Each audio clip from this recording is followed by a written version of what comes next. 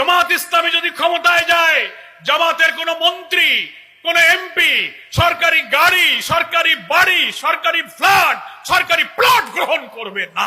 আমি বাংলাদেশের সব রাজনৈতিক দলের নেতাদের চ্যালেঞ্জ দিলাম, একটি দুর্নীতিমুক্ত সমাজ রাষ্ট্র গঠনের এরকম একটা জীবনব্যাপী দৃঢ় অঙ্গীকার যদি সাহস থাকে কোন দলের নেতা আপনারা অঙ্গীকার করেন যে ক্ষমতায় গেলে বাড়ি, গাড়ি, ফ্ল্যাট, প্লট, সরকারি সুবিধা নেবেন না।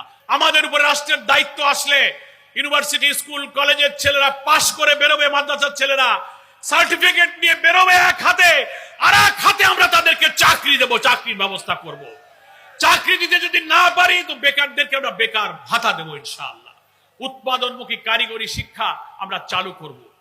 আমরা ফ্রিল্যান্সিং এর মাধ্যমে দেশে বসে শিক্ষিত, কম্পিউটার শিক্ষায় শিক্ষিত, স্বল্প শিক্ষিত বেকার যুবকদেরকে নানান বিদেশি প্রতিষ্ঠান এবং সংস্থার সাথে আয় করে ফ্রিল্যান্সিং এর ব্যবস্থার জন্য আমরা এখানে উদ্যোগ গ্রহণ করব। বাংলাদেশের 12 কোটি ভোটারের প্রায় 4 কোটি যুবক নতুন ভোটার এইবার ভোট দেবে ইনশাআল্লাহ। আমি ডুমুরিয়ার যুবক, তরুণ ছাত্র, তোমরা যারা নতুন ভোটার হয়েছো, তোমাদের স্লোগান হবে তরুণ প্রজন্মের প্রথম ভোট দাঁড়িপাল্লার পক্ষে হোক। সবাই আমরা দাঁড়িপাল্লার পক্ষে যুবকরা ভোট দেব। পাড়ায় পাড়ায় ভোট কেন্দ্রে সকাল বিকাল দলে দলে আমরা দাঁড়িপাল্লার পক্ষে ভোট চাইবো। বলবো আমরা যদি নতুন বাংলাদেশ, মানবিক বাংলাদেশ, আমাদের ন্যায় বিচার, বৈষম্যহীন সমাজ, একটা কল্যাণ রাষ্ট্র, পবিত্র কোরআন সুন্নাহর ভিত্তিতে যদি পেয়ে যাই, জুলুম থাকবে না, ইনসাফ হবে। ইসলামী দল, রাজনৈতিক দল, আলেম ওলামা, পীর মাশায়েখ, স্কলাররা এখন ঐক্যবদ্ধ হচ্ছে। প্রত্যেকটি জায়গায় যে দলের যিনি জনপ্রিয় আলোচনা সমঝোতায় মনোনীত করে একটা জায়গায় আমরা এবার ইনশাআল্লাহ ভোট দেব। ফলে একদিকে চাঁদাবাজ, অপরাধী, খুনি, মাস্তানরা থাকবে, আর একদিকে থাকবে নতুন বাংলাদেশের ভোটাররা থাকবে।